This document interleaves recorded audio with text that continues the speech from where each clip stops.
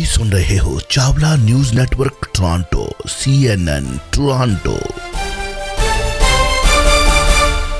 ਚੌਰ ਜੀ ਆਇਆਂ ਨੂੰ ਰੰਗਲਾ ਪੰਜਾਬ ਦੇ ਵਿੱਚ ਪਟ ਸਾਹਿਬ ਵਾਹਿਗੁਰੂ ਜੀ ਕਾ ਖਾਲਸਾ ਵਾਹਿਗੁਰੂ ਜੀ ਕੀ ਫਤਿਹ। ਮੇਰੇ ਵੱਲੋਂ ਵੀ ਆਪ ਜੀ ਸਾਰੇ ਸਰੋਤਿਆਂ ਤੇ ਦਰਸ਼ਕਾਂ ਨੂੰ ਵਾਹਿਗੁਰੂ ਜੀ ਕਾ ਖਾਲਸਾ ਵਾਹਿਗੁਰੂ ਜੀ ਕੀ ਫਤਿਹ। ਦੋਸਤੋ, ਪ੍ਰੋਗਰਾਮ ਦਾ ਇਹ ਹਿੱਸਾ ਤੁਸੀਂ ਸੁਣ ਰਹੇ ਹੋ। ਇੱਕ ਬਹੁਤ ਵੱਡੀ ਪਿਛਲੇ 75 ਵਰ੍ਹਿਆਂ ਤੋਂ ਇੱਕ ਵੱਡੀ ਫਰਮ ਹੈ ਟਰੱਕਿੰਗ ਇੰਡਸਟਰੀ ਦੇ ਵਿੱਚ। ਤੁਹਾਡੇ ਲਈ ਇਹ ਖੁਸ਼ੀ ਵਾਲੀ ਗੱਲ ਹੈ ਕਿ ਉਹਨਾਂ ਨੇ ਸਾਨੂੰ ਜੁਆਇਨ ਕੀਤਾ ਹੈ, ਅਤੇ ਤੁਹਾਡੇ ਲਈ ਸੂਚਨਾ ਹੈ ਕਿ ਇੱਥੇ CP ਐਂਡ CN, ਜਦੋਂ ਕਿਸੇ ਨੂੰ ਪੁੱਛੋ ਨਾ ਕਿੱਥੇ ਕੰਮ ਕਰਦੇ ਆ, CN 'ਚ ਕਰਦੇ ਆ, CP 'ਚ ਕਰਦੇ ਆ, ਪ੍ਰਾਊਡਲੀ ਕਹਿੰਦੇ, ਪ੍ਰਾਊਡਲੀ ਟਰੱਕ ਡਰਾਈਵਰ ਕਿ CP ਔਰ CN 'ਚ ਕਰਦੇ ਆ। ਇਹ ਬੜੀ ਵੱਡੀ ਮਤਲਬ ਮਾਣ ਵਾਲੀ ਗੱਲ ਮੰਨੀ ਜਾਂਦੀ ਹੈ ਟਰੱਕਿੰਗ ਇੰਡਸਟਰੀ ਦੇ ਵਿੱਚ। ਔਰ 70 ਘੰਟੇ ਪਰ ਵੀਕ ਤੁਹਾਨੂੰ ਮਿਲਣੇ ਨੇ, ਔਰ Toronto to Montreal 5 run per week ਦੇ। ਅਤੇ ਤੁਸੀਂ ਜਿਹੜੇ ਟਰੱਕਿੰਗ ਇੰਡਸਟਰੀ ਦੇ ਵਿੱਚ ਨੇ, ਮੈਂ ਉਹਨਾਂ ਨੂੰ ਕਿਹਾ ਸੀ ਕੋਈ ਰੇਟ, ਕਹਿੰਦੇ ਰੇਟ ਜਦੋਂ ਤੁਸੀਂ CP ਅਤੇ CN ਨੂੰ ਬੋਲ ਦਿੱਤਾ ਤਾਂ ਸਮਝ ਲਓ ਕਿ ਗੱਲ ਹੋ ਜਾਣੀ ਹੈ। ਅੱਛਾ ਪੱਟੂ ਸਾਹਿਬ, ਵੇਖੋ ਗੱਲ ਇਹ ਕਿ ਦੁਨੀਆ ਦੇ ਵਿੱਚ ਬਹੁਤ ਸਾਰੇ ਲੋਕ ਆਏ, ਬਹੁਤ ਸਾਰੇ ਚਲੇ ਗਏ, ਬਹੁਤ ਸਾਰਿਆਂ ਨੂੰ ਕੋਈ ਪਹਿਚਾਣ ਹੀ ਨਹੀਂ। ਬਹੁਤ ਸਾਰੇ ਥੋੜ੍ਹੀ ਉਮਰ ਦੇ ਵਿੱਚ ਵੱਡੀਆਂ ਵੱਡੀਆਂ ਆਪਣੀਆਂ ਪਹਿਚਾਣ ਬਣਾ ਦਿੰਦੇ ਨੇ। ਮੈਂ ਸਮਝਦਾ ਉਹਦੇ ਵਿੱਚ ਇਸ ਤਰ੍ਹਾਂ ਦਾ ਕਲਾਕਾਰ ਜੇ ਸਾਡੇ ਵਿੱਚ ਹੈ ਤਾਂ ਉਹ ਸਿੱਧੂ ਮੂਸੇਵਾਲਾ ਹੈ। ਹਾਂਜੀ ਜੀ, ਇਸ ਨੌਜਵਾਨ ਦੇ ਕਤਲ ਹੋਣ ਤੋਂ ਬਾਅਦ ਬਹੁਤ ਸਾਰੇ ਲੋਕ ਨੇ ਕਹਿੰਦੇ ਅਸੀਂ ਉਹਨੂੰ ਕਦੇ ਸੁਣਿਆ ਨਹੀਂ ਸੀ, ਹੈ ਨਾ। ਅਸੀਂ ਉਹਨੂੰ ਸੁਣਦੇ ਹਾਂ, ਹੁਣ ਸੁਣਿਆ, ਹੁਣ ਉਹਦੇ ਗੱਲਾਂ ਦੇ ਵਿੱਚ ਵਿਸ਼ਵਾਸ, ਮਤਲਬ ਉਹਦੇ ਗੀਤਾਂ ਦੇ ਵਿੱਚ ਸਾਨੂੰ ਕੁਝ ਲੱਗਾ ਕਿ ਠੀਕ ਡਿਫਰੈਂਟ ਲਿਖਦਾ ਸੀ, ਹਰ ਤਰ੍ਹਾਂ ਦਾ ਉਹਨੇ ਲਿਖਿਆ। ਤੇ ਉਹਦਾ ਕਤਲ ਦੁਨੀਆ ਨੂੰ ਹਿਲਾ ਕੇ ਰੱਖ ਗਿਆ। ਵੱਡੇ ਵੱਡੇ ਰੈਪਰ, ਵੱਡੇ ਵੱਡੇ ਉਹਦੇ ਚਾਹਣ ਵਾਲੇ ਜਿਹੜੇ ਨੇ ਜੀ ਰੋ ਰਹੇ ਨੇ, ਬਿਲਕੁਲ ਜੀ, ਹਰ ਜਗ੍ਹਾ ਤੇ ਰੋ ਰਹੇ। ਜਿਸ ਤਰੀਕੇ ਨਾਲ ਕਤਲ ਹੋਇਆ ਸਿੱਧੂ ਮੂਸੇਵਾਲੇ ਦੇ 8 ਹਮਲਾਵਰ ਦੀ ਪਛਾਣ ਹੋਣ ਦੀ ਖਬਰ ਆ ਰਹੀ। ਅੱਛਾ, ਮੁੱਖ ਮੁਖਬਰ ਆਪਾਂ ਇਹਦੇ ਬਾਰੇ ਗੱਲ ਕੀਤੀ ਸੀ ਕਿ ਜਿੱਦਣ ਉਹ ਇੱਕ ਇੰਟਰਵਿਊ ਆਈ ਸੀ ਵੀ ਕਿ ਇਹ ਆਇਆ, ਸੈਲਫੀ ਲੈ ਕੇ ਗਿਆ, ਅਤੇ ਨਾਲ ਹੀ ਇਹਨੇ ਫੋਨ ਕੀਤਾ ਅਤੇ ਸਾਡੀ ਨੌਕਰਾਣੀ ਨੇ ਸੁਣ ਲਿਆ, ਹੈ ਨਾ, ਵੀ ਨਿਕਲ ਗਿਆ। ਮੁੱਖ ਮੁਖਬਰ ਕੇਕੜਾ ਗ੍ਰਿਫਤਾਰ, ਪੁਲਿਸ ਨੂੰ ਧਮਕੀਆਂ ਵੀ ਮਿਲਣੀਆਂ ਸ਼ੁਰੂ ਹੋਈਆਂ ਨੇ। ਇਹ ਤਾਂ ਤੈਅ ਆ, ਹੋਰ ਵੀ ਬੜੇ ਲੋਕਾਂ ਨੂੰ ਮਿਲਣਗੀਆਂ। ਕੀ ਕਹਿਣਾ ਚਾਹੋਗੇ? ਜਿੱਥੋਂ ਤੱਕ ਸਿੱਧੂ ਮੂਸੇ ਵਾਲੀ ਗੱਲ ਹੈ ਜੀ, ਛੋਟੀ ਉਮਰ ਤੋਂ ਚਲਾ ਗਿਆ, ਲੇਕਿਨ ਇੱਕ ਜਾਗਰੂਕਤਾ ਜ਼ਰੂਰ ਪੈਦਾ ਕਰ। ਅੱਜ ਦੀ ਡੇਟ ਦੇ ਵਿੱਚ ਤੁਸੀਂ ਦੇਖੋ ਪਿਛਲੇ ਕਿੰਨੇ ਕਤਲ ਹੋਏ, ਕਿੰਨੇ ਬੰਦੇ ਫੜੇ ਪੁਲਿਸ ਨੇ। ਇਹਦੀ ਆੜ ਹੇਠ ਸੰਦੀਪ ਜਿਹੜਾ ਨੰਗਲ ਅਮੀਆ, ਉਹਦੇ ਵੀ 2 ਸ਼ੂਟਰ ਹੋਣਾ ਕੇ ਫੜੇ। ਇਹਦਾ ਮਤਲਬ ਕਿ ਰੌਲਾ ਪਿਆ, ਲੋਕਾਂ ਨੇ ਪੁੱਛਿਆ ਭਾਈ ਉਹਦਾ ਕੀ ਕੀਤਾ ਜੀ, ਤੇ ਫਿਰ ਪੁਲਿਸ ਨੂੰ ਜਾ ਗਈ ਵੀ ਅਸੀਂ ਆ ਵੀ ਕੰਮ ਕਰ। ਪੁਲਿਸ ਭਾਲਦੀ ਇਹ 'ਚ ਕੋਈ ਦੋ ਰਵਾਂ ਨਹੀਂ, ਪੁਲਿਸ ਪਾਲਦੀ ਆ, ਪੋਲੀਟੀਸ਼ੀਅਨ ਪਾਲਦੇ ਆ। ਜਿਹੜੀ ਆਪਾਂ ਗੱਲ ਕੀਤੀ ਕੇਕੜੇ ਦੀ, ਕੇਕੜਾ ਹੈਗਾ ਸਿਰਸੇ ਦਾ ਰਹਿਣ ਵਾਲਾ, ਸੰਦੀਪ ਨਾਂ ਹੈਗਾ। ਇਹਦਾ ਜਿਹੜਾ ਦੋਸਤ ਨਾਲ ਨਿੱਕਾ ਹੈਗਾ, ਉਹ ਇਹ ਦੋਵੇਂ ਜਣੇ ਉੱਥੇ ਆਏ ਆ, ਇਹਦੇ ਘਰ ਸੈਲਫੀ ਲਈ ਆ। ਸੈਲਫੀ ਦੀ ਆਪਾਂ ਇੱਕ ਗੱਲ ਕਹੀ ਸੀ, ਪਿਛਲੇ 1 ਹਫ਼ਤੇ ਤੋਂ ਲਗਾਤਾਰ ਉਹ ਉੱਥੇ ਰੇਕੀ ਕਰ ਰਿਹਾ। ਤੇ 3 ਦਿਨ ਪਹਿਲਾਂ ਜਿਹੜੇ ਇਹ ਸ਼ੂਟਰ ਸੀ, 3 ਦਿਨ ਪਹਿਲਾਂ ਉੱਥੇ ਪਹੁੰਚ ਚੁੱਕੇ ਸੀਗੇ। ਇੱਕ ਬਾਹਰ ਉਹ ਕਿਸੇ ਹੋਟਲ ਤੇ ਇਕੱਠੇ ਹੁੰਦੇ ਆ, ਉੱਥੇ ਗੱਲਬਾਤ ਕਰਦੇ, ਮੁੜ ਕੇ ਕਿੱਥੇ ਰਹਿੰਦੇ ਕਿੱਥੇ ਨਹੀਂ, ਉਹਦੀ ਜਾਂਚ ਉਹਦੇ ਜਾਰੀ। ਹੁਣ ਇਹ ਕੇਕੜਾ ਜਦੋਂ ਜਾਂਦਾ ਵਾ, ਇਹ ਜਾ ਕੇ ਉਹਦੇ ਘਰ ਜਾਂਦਾ ਤੇ ਉਹ ਚਾਹ ਆਫਰ ਕਰਦੇ ਤੇ ਚਾਹ ਨਹੀਂ ਪੀਂਦਾ, ਚਾਹ ਨਹੀਂ ਪੀਂਦਾ। ਚਾਹ ਨਾ ਕਰਨ ਤੋਂ ਬਾਅਦ ਇਹ ਸੈਲਫੀ ਲੈਂਦਾ ਉਹਦੇ ਨਾਲ। ਫਿਰ ਉਹ ਵੀ ਸੋਚਦੀ ਖਿੱਚ ਨੂੰ ਗੱਡੀ 'ਚ ਬਹਿੰਦਾ, ਗੱਡੀ 'ਚ ਬਹਿ ਕੇ ਜਾਣ ਲੱਗਦਾ ਕਿ ਇਹ ਗੱਡੀ ਆ ਜਿਹਦੇ ਵਿੱਚ ਇਹ ਜਾ ਰਿਹਾ, ਇਸ ਵੇਲੇ ਹੁਣ ਤੁਸੀਂ ਆਪਣਾ ਕੰਮ ਕਰ ਸਕਦੇ ਹੋ। ਤੇ ਫੋਨ ਦੇ ਤੇ ਵੀ ਦੱਸਦਾ ਪਿਆ ਗੱਲ, ਤੇ ਜਿਹੜਾ ਉਹਨਾਂ ਦੀ ਨੌਕਰਾਣੀ ਨੇ ਸੁਣਿਆ, ਉਹਨੇ ਦੱਸਿਆ ਉਹਨਾਂ ਨੂੰ, ਉਹਨਾਂ ਚ ਸਾਰਾ ਕੰਮ ਹੋ ਚੁੱਕਾ ਸੀਗਾ। ਜਿਹੜੇ ਉੱਥੇ ਪਹਿਲਾਂ 3 ਦਿਨ ਜਾਂ 4 ਦਿਨ ਪਹਿਲਾਂ ਆ ਕੇ ਰੈਕੀ ਆਪ ਕਰ ਰਹੇ ਸੀ ਕਿ ਕਿਵੇਂ ਕਰਨਾ ਕਿਵੇਂ ਨਹੀਂ ਕਰਨਾ, ਤੇ ਇਹ ਆਮ ਬੰਦੇ ਦਾ ਕੰਮ ਨਹੀਂ, ਇਹ ਬਕਾਇਦਾ ਤੌਰ ਤੇ ਸਰਵੇਕਰ ਬੰਦਿਆਂ ਦੇ ਕੰਮ। ਹੁਣ ਮੈਂ ਤੁਹਾਨੂੰ ਇਸ ਦੁਨੀਆ 'ਚ ਲੈ ਚੱਲਣਾ ਜੀ, ਡਾਊਨ ਦੁਨੀਆ ਜਿਹੜੀ ਹੈਗੀ। ਲਾਰੈਂਸ ਬਿਸ਼ਨੋਈ ਕੋਲੇ ਪੂਰੇ ਹਿੰਦੁਸਤਾਨ ਦੇ ਵਿੱਚ ਉਹਦੇ ਕੋਲ 700 ਆਪਣੇ ਗੁਰਗੇ ਇਹੋ ਜਿਹੇ ਸ਼ੂਟਰ ਸਮੇਤ, 701 ਦਾ ਨਹੀਂ। ਉਹ ਪੰਜਾਬ ਚੋਂ ਵੀ ਆ, ਉਹ ਹਰਿਆਣੇ ਚੋਂ ਵੀ ਆ, ਉਹ ਰਾਜਸਥਾਨ ਚੋਂ ਵੀ ਆ, ਉਹ ਯੂਪੀ ਚੋਂ ਵੀ ਆ, ਉਹ ਮਹਾਰਾਸ਼ਟਰ ਦੇ ਵਿੱਚੋਂ। ਹੁਣ ਆਪਾਂ ਵੀ ਗੱਲ ਕਰ ਲਈਏ, ਮੁੰਬਈ ਦਾ ਇੱਕ ਅਰਨ ਗੋਗਲੀ ਹੁੰਦਾ ਸੀ ਕੋਈ ਬਦਮਾਸ਼, ਉਹਦੇ ਕੋਲ 5000 ਲੜਕੇ ਸੀ ਇਹੋ ਜਿਹੇ ਜਿਹੜੇ ਇਹ ਕੰਮ 'ਚ ਲੱਗੇ ਸੀ। ਅਮਰਨਾਥ ਦਾ ਇੱਕ ਹੁੰਦਾ ਸੀ ਉੱਥੇ ਸਮਗਲਰ, ਉਹਦੇ ਕੋਲ 3000 ਲੜਕੇ ਸੀ ਜਿਹੜੇ ਇਸ ਕੰਮ ਚ ਲੱਗੇ ਤੇ 50 ਲੋਕਾਂ ਨੂੰ 50 ਨੌਜਵਾਨਾਂ ਨੇ ਆਪਣੇ ਉਹਨੇ ਮੋਟਰਸਾਈਕਲ ਦਿੱਤੇ ਸੀ ਤੇ ਉਹਨਾਂ ਦਿਨਾਂ 'ਚ ਮੋਬਾਈਲ ਨਹੀਂ ਹੁੰਦੇ, ਪੇਜਰ ਹੁੰਦੇ ਸੀ, ਉਹਨਾਂ ਨੂੰ ਪੇਜਰ ਲਾ ਕੇ ਦਿੱਤੇ ਸੀ। ਜਿਹੜਾ ਛੋਟਾ ਰਾਜਨ ਆ ਅੱਜ ਕੱਲ੍ਹ ਜੇਲ੍ਹ 'ਚ 1000 ਤੋਂ ਲੈ ਕੇ 1200 ਸ਼ੂਟਰ ਸੀ ਉਹਦੇ ਕੋਲ। ਦੱਸੋ ਸਾਡੀ ਜਿਹੜੀਆਂ ਸੁਰੱਖਿਆ ਏਜੰਸੀਆਂ ਕਿੱਥੇ ਸੁੱਟੀਆਂ ਪਈਆਂ ਨੇ। ਇੱਕ ਡੀ ਕੰਪਨੀ ਨਾਂ ਦੀ ਇਹੋ ਜਿਹੀ ਸਮਗਲਰ ਦੀ ਹੈਗੀ ਇਹ ਕੰਪਨੀ ਆ, ਉਹਦੇ ਪਤਾ ਹੀ ਨਹੀਂ ਕਿੰਨੇ ਕੁ ਸ਼ੂਟਰ ਤੇ ਕਿੰਨੇ ਕੁ ਉਹਦੇ ਮੈਂਬਰ। ਹੁਣ ਕਰੀਮ ਲਾਲਾ ਬੰਬੇ ਦਾ ਮਸ਼ਹੂਰ ਸਮਗਲਰ ਰਿਹਾ, ਉਹਨੇ ਕੋਈ ਖੂਨ ਖਰਾਬਾ ਨਹੀਂ ਕੀਤਾ, ਪਰ ਉਹਦੇ ਕੋਲ ਵੀ 2 ਤੋਂ ਲੈ ਕੇ 2500 ਤੱਕ ਜਿਹੜੇ ਪਠਾਣਾ ਦੀ ਕਾਰ ਵੀ ਹੁੰਦੀ ਸੀ ਲੋਡ ਪੈਂਟ ਦੀ ਕੰਮ। ਇਹ ਸਾਰੇ ਹਾਜੀ ਮਸਤਾਨ ਦੇ ਚੱਲੇ। ਹਾਜੀ ਮਸਤਾਨ ਦਾ ਕੰਮ ਕਰਨ ਦਾ ਤਰੀਕਾ ਸੀ ਰਾਤ ਨੂੰ 10 ਵਜੇ ਤੋਂ ਬਾਅਦ ਤੇ ਸਵੇਰੇ 5 ਤੋਂ ਪਹਿਲਾਂ ਜੀ। ਇਹ ਦਾਊਦ ਇਬਰਾਹਿਮ ਉਹਦੇ ਵਿੱਚ ਚੱਲੇ ਸੀਗੇ।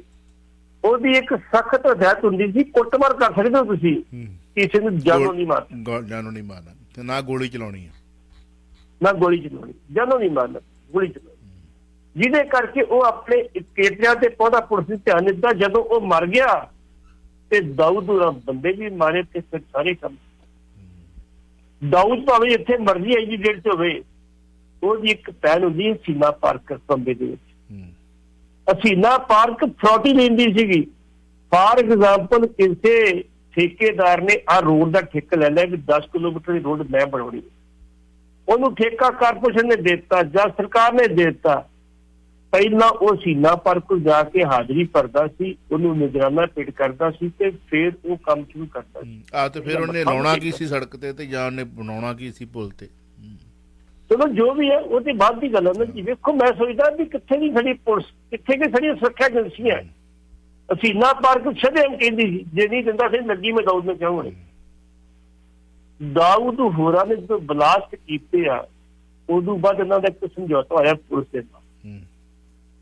ਇਹਨਾਂ ਨੇ ਕਹਿਤਾ ਤੁਹਾਡੀ ਲੜਾਈ ਸਾਡੇ ਨਾਲ ਆਪਣੀ ਸਿੱਧੀ ਲੜਾਈ ਹੈ, ਨਾ ਤੁਸੀਂ ਸਾਡੇ ਪਰਿਵਾਰਾਂ ਨੂੰ ਤੰਗ ਕਰੋ ਨਾ ਅਸੀਂ ਤੁਹਾਡੇ ਪਰਿਵਾਰ ਨੂੰ ਤੰਗ ਕਰਾਂਗੇ।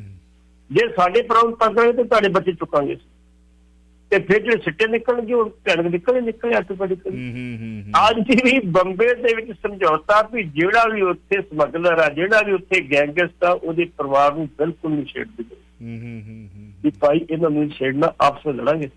ਜਿਹੜਾ ਕਾਬੂ ਆ ਗਿਆ ਠੋਕਦੇ ਨਹੀਂ ਤੇ ਕੋਈ ਗੱਲ। ਹੁਣ ਲਾਰੈਂਸ ਬਿਸ਼ਨੋਈ ਕੋਲੇ 700 ਬੰਦੇ ਤੇ ਜਿਹੜੇ 8 ਬੰਦਿਆਂ ਦੀ ਪਛਾਣ ਹੋਈ ਆ ਉਹ ਬਕਾਇਦਾ ਤੌਰ ਤੇ ਇਕੱਲੇ ਰਾਜਸਥਾਨ ਦੇ ਵੀ ਆ, ਉਹਦੇ ਚ ਹਰਿਆਣੇ ਦੇ ਵੀ ਸ਼ਾਮਲ, ਉਹਦੇ ਪੰਜਾਬ ਦੇ ਵੀ ਸ਼ਾਮਲ ਆ, ਉਹਦੇ ਵਿੱਚ ਮਹਾਰਾਸ਼ਟਰ ਦੇ ਵੀ ਸ਼ਾਮਲ ਨੇ। ਜੀ ਜੀ ਜੀ ਕਿੱਥੇ ਗਈਆਂ ਸਾਡੀਆਂ ਸੁਰੱਖਿਆ ਏਜੰਸੀਆਂ, ਕਿੱਥੇ ਗਈਆਂ ਨੇ ਸਾਡੇ ਜੀ। ਹੁਣ ਵੇਖੋ ਜਿਹੜਾ ਐਸਪੀ ਜਿਹਨੇ ਪਰਚਾ ਦਰਜ ਕੀਤਾ ਉਹਨੂੰ ਧਮਕੀ ਆਈ ਹੈ, ਉਹਨੂੰ ਬਕਾਇਦਾ ਤੌਰ ਤੇ ਧਮਕੀ ਆਈ ਆ ਤੇ ਜੋ ਤੂੰ ਕਰ ਰਿਹਾ ਉਹ ਠੀਕ ਨਹੀਂ ਕਰ ਰਿਹਾ। ਜੇ ਕਿਤੇ ਤੂੰ ਇਹ ਆਪਣੀ ਕਾਰਵਾਈ ਬੰਦ ਨਾ ਕੀਤੀ, ਰੇਡ ਕਰਨੇ ਬੰਦ ਨਾ ਕੀਤੇ ਤੂੰ ਵੀ ਪੜਿਆ ਵਿਚਾਰਨੀ। ਉੱਥੋਂ ਦੇ ਇੱਕ ਅਧਿਕਾਰੀ ਪੁਲਿਸ ਦੇ ਅਧਿਕਾਰੀ, ਪੁਲਿਸ ਦੇ ਵੱਡੇ ਅਫਸਰ ਨੇ ਕਿਹਨੂੰ ਆਈ ਹੈ, ਵੱਡੇ ਅਫਸਰ ਨੂੰ ਧਮਕੀ ਆਈ। ਜੇ ਆਈ ਹੈ ਤੇ ਫਿਰ ਦੱਸੋ ਕਿ ਕਿੰਨੇ ਦਿਨ ਵਧੀ ਉਹਨਾਂ। ਅੱਗੇ ਹੁੰਦਾ ਸੀ ਖਾਕੀ ਵਰਦੀ ਉਹਦੀ ਦੇਖ ਕੇ ਤੇ ਲੋਕਾਂ ਜਿਹੜੇ ਸਮਗਲਰ ਹੁੰਦੇ ਸੀ ਇਹਨਾਂ ਦੀ ਜਿਹੜੀ ਕਿਥੋਂ ਦੇ ਲੱਗ ਜਾਂਦਾ ਹੁੰਦਾ, ਪਸੀਨੇ ਛੁੱਟ ਜਾਂਦੇ ਸੀ। ਅੱਜ ਉਹ ਸਿੱਧੇ ਆਉਂਦੇ ਇਹਨਾਂ। ਇਸ ਕਰਕੇ ਮੂਸੇ ਵਾਲੇ ਕੇਸ ਦੇ ਵਿੱਚ ਜੇ ਡਿਲੇ ਹੋਰ ਹੋਏਗੀ 8 ਤੋਂ ਬਾਅਦ ਜਿਹੜੀ ਇਹਦੀ ਥੋੜੀ ਜਿਹੀ ਸਪੀਡ ਵੀ ਘਟੇਗੀ। ਬੰਦੇ ਫੜਦੀ, ਬੰਦੇ ਇੱਥੇ ਨਹੀਂ ਬੈਠੇ, ਬੰਦੇ ਜਿੱਥੇ ਹੈਗੇ ਬੜੀ ਦੂਰ ਬੈਠੇ। ਫਿਰ ਲਾਰੈਂਸ ਜਾਂ ਬਿਸ਼ਨੋਈ ਆ ਉਹ ਜੇਲ੍ਹ ਚ ਆਪਰੇਟ ਕਰ ਰਿਹਾ।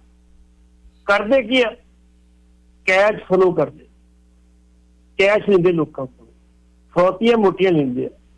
ਜਿਹੜੇ ਬੰਬੇ ਦੇ ਇੰਡਸਟਰੀਅਲਿਸਟ ਨੇ ਉਹ ਇਸ ਕਰਕੇ ਫਰੋਤੀਆਂ ਦਿੰਦੇ ਇਹਨਾਂ ਗੈਂਗਾਂ ਨੂੰ ਕਿ ਸਾਡੇ ਇੱਥੇ ਸਟ੍ਰਾਈਕ ਕਰਾ ਕੇ ਗੜਬੜਨਾ।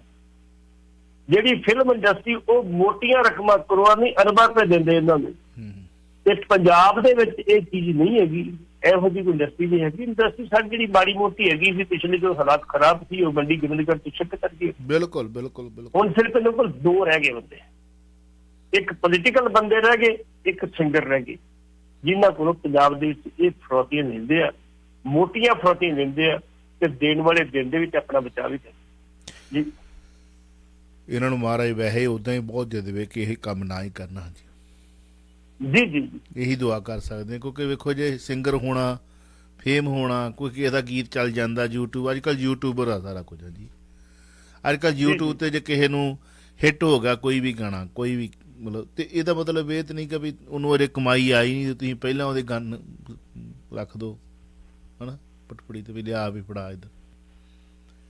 ਤੇ ਜੇ ਉਹਨੇ ਲੈ ਹੀ ਲਿਆ, ਉਹਦੀ ਮਿਹਨਤ ਦੀ ਕਮਾਈ ਆ, ਉਹਦੀ ਕਲਾ ਦੀ ਕਮਾਈ ਆ, ਤੇ ਸਾਨੂੰ ਖੋਹਣ ਦਾ ਕੀ ਹੱਕ ਆ?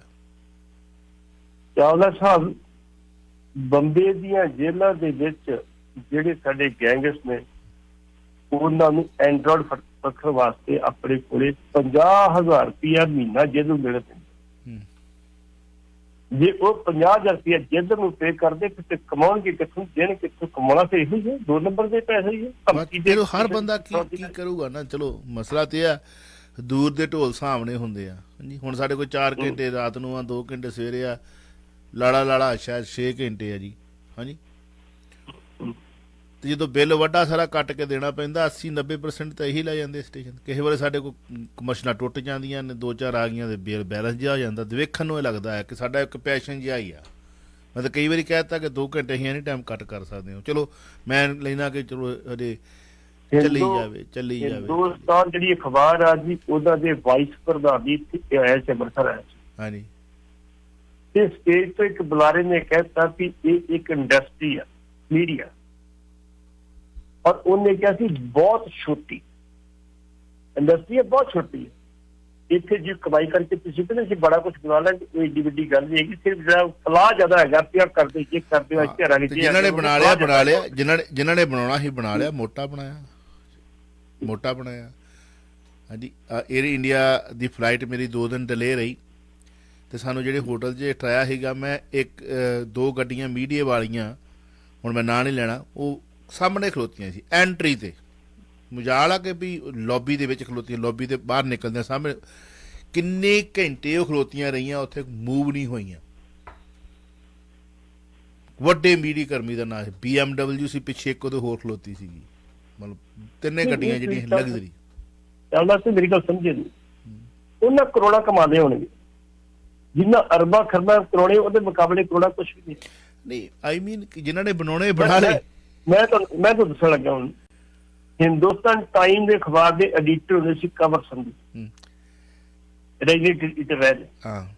ਹਰਿਆਣੇ ਦੀ ਚੁਟਾਲਾ ਸਰਕਾਰ ਨੇ ਸਮਝੌਤਾ ਹੋਇਆ ਸੀਗਾ ਵੀ ਤੁਹਾਨੂੰ ਅਸੀਂ 1 ਕਰੋੜ ਦੇ ਹਰ ਮਹੀਨੇ ਇਸ਼ਤਿਹਾਰ ਦਿਆ ਕਰਾਂਗੇ, ਤੁਸੀਂ ਸਾਡੇ ਖਿਲਾਫ ਖਬਰ ਨਹੀਂ ਪਾਓ। ਹੁਣ ਇਹ ਜੱਟ ਦਾ ਪੁੱਤ ਸੀ, ਕਿਤੇ ਗੁੱਸਾ ਆ ਜਾਂਦਾ ਇਹਨੂੰ।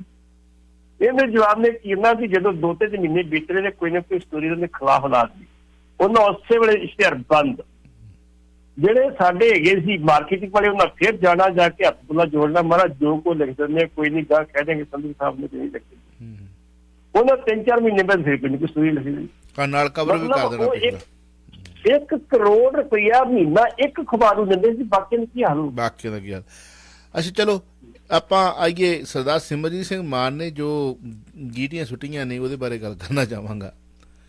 ਬੰਦੀ ਸਿੰਘਾਂ ਦੀ ਰਿਹਾਈ ਨੂੰ ਯਕੀਨੀ ਬਣਾਉਣ ਲਈ ਭਾਈ ਹਵਾਰਾ ਨੂੰ ਜਥੇਦਾਰ ਅਕਾਲ ਤਖਤ, ਭਾਈ ਰਾਜਾ ਨੂੰ ਮੁਖੀ ਦਮਦਮੀ ਟਕਸਾਲ ਤੇ ਪ੍ਰੋਫੈਸਰ ਦਵਿੰਦਰਪਾਲ ਸਿੰਘ ਭੁੱਲਰ ਨੂੰ ਸ਼੍ਰੋਮਣੀ ਕਮੇਟੀ ਪ੍ਰਧਾਨ ਬਣਾਇਆ ਜਾਵੇ।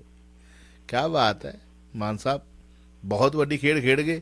ਕਿਉਂਕਿ ਕਾਕਾ ਜੀ ਗਏ ਸੀਗੇ ਵੀ ਆਪਾਂ ਇਕੱਠੇ ਹੋ ਕੇ ਬੰਦੀ ਸਿੰਘਾਂ ਬਾਰੇ ਗੱਲ ਕਰੀਏ, ਉਹ ਉਹਨਾਂ ਨੂੰ ਜ਼ੀਰੋ ਕਰਨਾ ਚਾਹੁੰਦੇ ਸੀ, ਆਪ ਹੀਰੋ ਬਣਨਾ ਚਾਹੁੰਦੇ ਸਨ। ਇੱਥੇ ਮਾਨ ਸਾਹਿਬ ਦੀ ਇਹ ਜਿਹੜੀ ਬਹੁਤ ਵੱਡਾ ਇਹੋ ਜਿਹਾ ਬਿਆਨ, ਤੇ ਬਹੁਤ ਮਤਲਬ ਸੋਚ ਸਮਝ ਕੇ ਦਿੱਤਾ ਗਿਆ, ਰਾਜਨੀਤੀ ਬਹੁਤ ਵੱਡੀ ਇਹਦੇ 'ਚ, ਕੀ ਕਹਿਣਾ ਚਾਹੋਗੇ? ਉਹਨਾਂ ਨੇ ਗੀਟੀ ਇਹੋ ਜਿਹੀ ਸੁੱਟੀ ਆ ਜਿਹੜੀ ਸੱਪ ਦੇ ਮੂੰਹ ਚ ਕੇ ਕੋਹ ਕਰ ਲਈ, ਜੇ ਖਾਵੇ ਤੇ ਜ਼ਹਿਰ ਤੇ ਜੇ ਨਹੀਂ ਖਾਂਦੇ ਤੇ ਖੀਰ। ਬਿਲਕੁਲ। ਕੀ ਸ਼੍ਰੋਮਣੀ ਕਮੇਟੀ ਜਾਂ ਬਾਦਲ ਪਰਿਵਾਰ ਭਾਈ ਹਵਾਰੇ ਨੂੰ ਜੇਕਰ ਮੰਨ ਲਓ, ਹਾਲੀ ਕਿ 10 ਨਵੰਬਰ 2015 ਨੂੰ ਸੰਗਤਾਂ ਦੇ ਵੱਡੇ ਇਕੱਠ ਦੇ ਵਿੱਚ ਚਕਾਰਿਆਂ ਦੀ ਗੂੰਜ ਚ ਉਹਨੂੰ ਬਣਾਇਆ ਗਿਆ ਸੀ ਜਸਟਿਸ। ਜਿਹੜਾ ਸਾਡਾ ਪ੍ਰੋਸੀਜਰ ਇਹੀ ਹੁੰਦਾ ਬੱਚੀ, ਲੇਕਿਨ ਪ੍ਰਵਾਨਗੀ ਕਿਸੇ ਨੇ ਦਿੱਤੀ, ਖਾਸ ਕਰਕੇ ਨਾ ਸ਼੍ਰੋਮਣੀ ਕਮੇਟੀ ਨੂੰ ਦਿੱਤੀ ਤੇ ਨਾ ਅਕਾਲੀ ਸਰਕਾਰ ਨੇ ਦਿੱਤੀ, ਨਾ ਅਕਾਲੀ ਦਲ ਨੇ। ਉਸ ਤੋਂ ਬਾਅਦ ਦੂਜੀ ਗੱਲ ਆਉਂਦੀ ਆ, ਦਮਦਮੀ ਟਕਸਾਲ ਦੇ ਮੁਖੀ ਬਾਬੇ ਹਰਨਾਮ ਸਿੰਘ ਤੋਂ ਮੈਨੂੰ ਪੁੱਛ ਕੇ ਵੇਖੋ ਵੀ ਛੱਡਣ ਨੂੰ ਤਿਆਰ, ਮੇਰਾ ਜ਼ਿਆਦਾ ਕੰਮ ਕਰ ਜਾ ਕੇ ਬੰਦੀ ਸੇ ਲਿਆ ਹੁੰਦੇ, ਹੁਣ ਮੈਂ ਕੀ ਲੈਣਾ ਗੱਲ ਤੋਂ। ਠੀਕ ਆ, ਇਹ ਸਾਡੀਆਂ ਮਜਬੂਰੀਆਂ ਨੇ। ਲੋਕਾਂ ਜਾਣ ਵਾਸਤੇ ਬੰਦੀ ਸਿੰਘ ਰਿਹਾ ਕਰੋ, ਬੰਦੀ ਸਿੰਘ ਰਿਹਾ ਕਰਾਉਣ ਵਾਸਤੇ ਕੋਈ ਵੀ ਸੰਜੀਦਾ ਨਹੀਂ। ਮੈਂ ਦਾਅਵੇ ਨਾਲ ਕਹਿਣਾ ਗੱਲ ਬਿਲਕੁਲ ਸੰਜੀਦਾ ਨਹੀਂ ਹੈਗੇ, ਭਾਵੇਂ ਸ਼੍ਰੋਮਣੀ ਕਮੇਟੀ ਹੋਵੇ, ਭਾਵੇਂ ਦਮਦਮੀ ਵੀ ਟਿਕਸਾਲ ਹੋਵੇ, ਭਾਵੇਂ ਅਕਾਲੀ ਦਲ ਹੋਵੇ। ਅਗਲੀ ਗੱਲ ਜਿਹੜੀ ਪ੍ਰੋਫੈਸਰ ਦਵਿੰਦਰਪਾਲ ਸਿੰਘ ਭੁੱਲਰ ਨੂੰ ਪ੍ਰਧਾਨ ਬਣਾਉਣ ਦੀ ਗੱਲ ਕੀਤੀ ਆ, ਉਹ ਪ੍ਰਧਾਨ ਤੱਕ ਨਹੀਂ ਬਣ ਸਕਦੇ ਕਿਉਂਕਿ ਉਹ ਸ਼੍ਰੋਮਣੀ ਕਮੇਟੀ ਦੇ ਮੈਂਬਰ ਹੀ ਨਹੀਂ ਹੈ।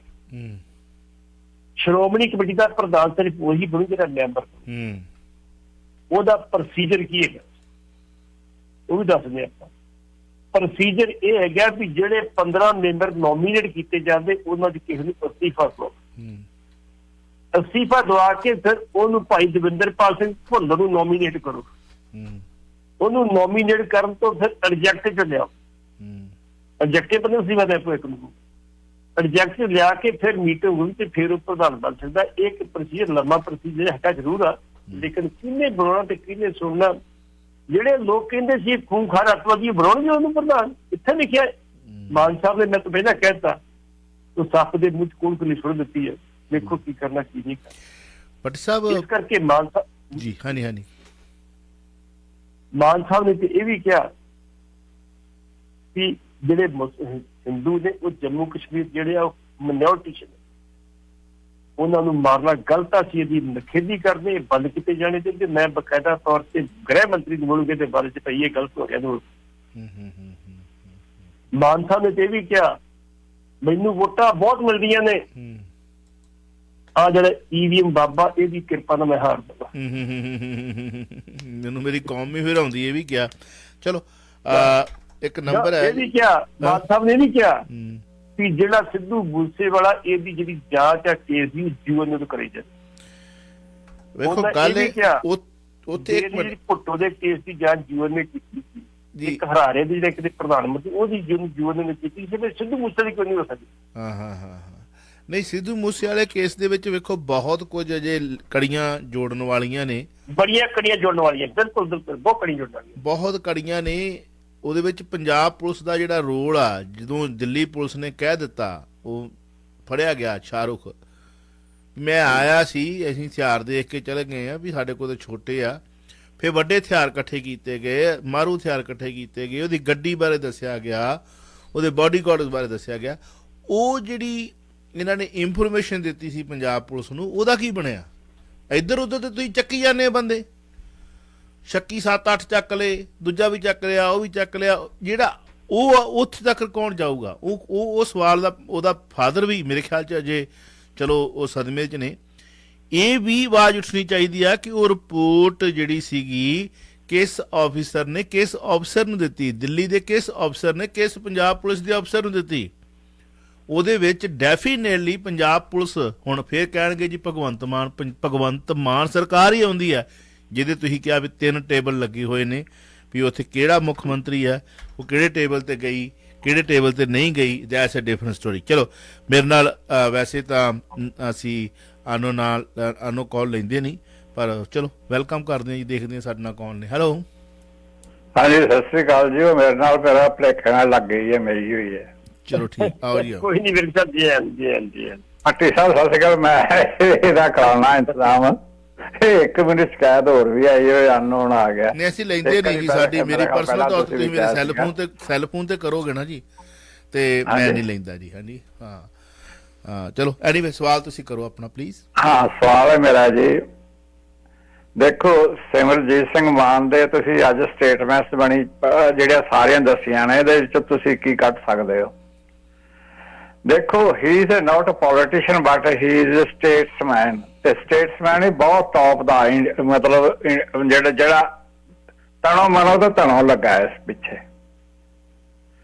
ਜੇ ਤੁਸੀਂ ਇਸ ਬੰਦੇ ਦੀ ਪਹਿਲਾ ਸੈਕਰੀਫਾਈਸ ਦੇਖੋ ਬਹੁਤ ਵੱਡੀ ਹੈ, ਐਵਰੀਬਾਡੀ ਨੋਜ਼ ਇਟ, ਉਹ ਰਿਪੀਟ ਕਰਨ ਦੀ ਲੋੜ ਨਹੀਂ।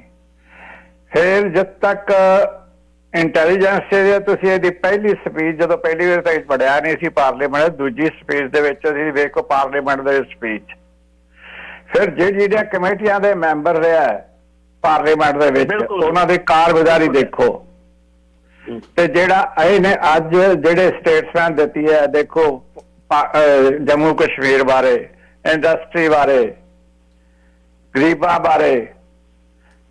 ਸੋ ਇਸ ਕਰਕੇ ਇਹ ਜਿਹੜਾ ਠੀਕ ਹੈ ਵੀ ਜਿਹੜਾ ਹੁਣ ਤੱਕ ਇਹ ਮੇਰਾ ਖਿਆਲ 25-30 ਵਾਰੀ ਕਹਿ ਚਾਰ ਚੁੱਕਾ ਹੈ, ਪਰ ਅਜੇ ਤੱਕ ਕੋਈ ਵੀ ਕੇਸ ਇਸ ਉੱਤੇ ਨਹੀਂ ਬਣਿਆ। ਕੋਈ ਇਹੋ ਜਿਹਾ ਬਿਆਨ ਨਹੀਂ ਇਸ ਬੰਦੇ ਨੇ ਦਿੱਤਾ ਜਿਹੜਾ ਕਿ ਮਤਲਬ ਅੱਜ ਕੱਲ੍ਹ ਦੇ ਪੋਲੀਟੀਸ਼ੀਅਨ ਹੁੰਦੇ ਨੇ ਗਲਤ ਬਿਆਨ ਦਿੰਦੇ, ਸਭ ਕੁਝ ਕਰਦੇ, ਸਾਰੀ ਪਾਰਟੀ ਆਪਣਾ ਤਾਂ ਬੇੜਾ ਕਰ ਲਾਂਗਾ ਨਾ, ਪਾਰਟੀ ਦਾ ਬੇੜਾ ਵੀ ਕਰ ਦਿੰਦਾ। ਇਹ ਬੰਦਾ ਆਪਣੇ ਆਈਡੀਓਲੋਜੀ ਤੇ ਨਹੀਂ ਹਟਿਆ। ਤੁਸੀਂ ਦੇਖੋ ਕ੍ਰਿਟਿਸਿਜ਼ਮ ਕਰਨ ਵਾਲੇ ਸਾਰੇ ਕਰੀ ਜਾਂਦੇ ਨੇ ਜੀ, ਇਹਨੇ ਕਿਰਪਾਨ ਲੈ ਕੇ ਗਿਆ, ਸਾਰਾ 12-13 ਜਿਤਾਏ ਤੇ ਇਹਨੇ ਕੀ ਕੀਤਾ, ਫਲਾਣਾ ਕੀ ਕੀਤਾ। ਲੇਕਿਨ ਇੱਕ ਪੰਥ ਵਾਸਤੇ ਮੈਂ ਕਹਿੰਦਾ ਇਸ ਬੰਦੇ ਦੀ ਬਹੁਤ ਵੱਡੀ ਸੋਚ ਹੈ ਤੇ ਬਹੁਤ ਵੱਡਾ ਇਹਨੇ ਕੰਟਰੀਬਿਊਸ਼ਨ ਕੀਤਾ। ਮਿਹਰਬਾਨੀ। ਇਹਦੇ ਬਾਰੇ 2 ਮਿੰਟ ਦੇ ਵਿੱਚ ਤੁਸੀਂ ਭੱਟੀ ਸਾਹਿਬ ਦੱਸਿਓ ਆਪਣੇ ਖਿਆਲ। ਜੀ ਭੱਟ ਸਾਹਿਬ, ਥੈਂਕ ਯੂ ਵੈਰੀ ਮਚ। ਜਿਹੜੀ ਗੱਲ ਨੇ ਕਹੀ ਆ ਜੀ ਬਿਲਕੁਲ ਦਰੁਸਤ ਕਹੀ। ਉਹ ਪੋਲੀਟੀਸ਼ੀਅਨ ਵੀ ਉਹ ਸਟੇਟਸਮੈਨ ਬਹੁਤ ਤਕੜਾ ਹੈ, ਇਹ 'ਚ ਕੋਈ ਦੋ ਰਵਾਂ ਨਹੀਂ ਹੈਗੀ। ਜਿੰਨੀ ਉਸ ਬੰਦੇ ਨੂੰ ਨੌਲੇਜ ਆ, ਜਿੰਨੀ ਉਹਨੂੰ ਜਾਣਕਾਰੀ ਹੈ, ਉਹ ਹਿਸਟਰੀ ਦਾ ਗੋਲਡ ਮੈਡਲਿਸਟ ਆ। ਹਿਸਟਰੀ ਇੰਡੀਆ ਵਰਲਡ ਹਿਸਟਰੀ ਮਰਜ਼ੀ ਪੁੱਛ ਲਓ, ਇੱਥੇ ਕੀ ਤੁਹਾਨੂੰ ਮਿੰਟਾਂ ਦੇ ਤਹਿਤ ਦੱਸ ਦਿਓ। ਇੱਕ ਪਾਸੇ ਉਹਨੂੰ ਕਹਿੰਦੇ ਸੀ ਵੀ ਇਹ ਅੱਤਵਾਦੀਆਂ ਦਾ ਸਮਰਥਕ ਆ, ਖਾਲਿਸਤਾਨੀ ਸਮਰਥਕ ਆ। ਜਦੋਂ 1999 ਚ ਇਹ ਮੈਂਬਰ ਪਾਰਲੀਮੈਂਟ ਬਣਦਾ 2004 ਤੱਕ ਇਹ ਪਾਰਲੀਮੈਂਟ ਦੀ ਐਕਸਟਰਨਲ ਅਫੇਅਰ ਕਮੇਟੀ ਦਾ ਮੈਂਬਰ ਸੀ। ਕਿੰਨੀ ਵੱਡੀ ਗੱਲ।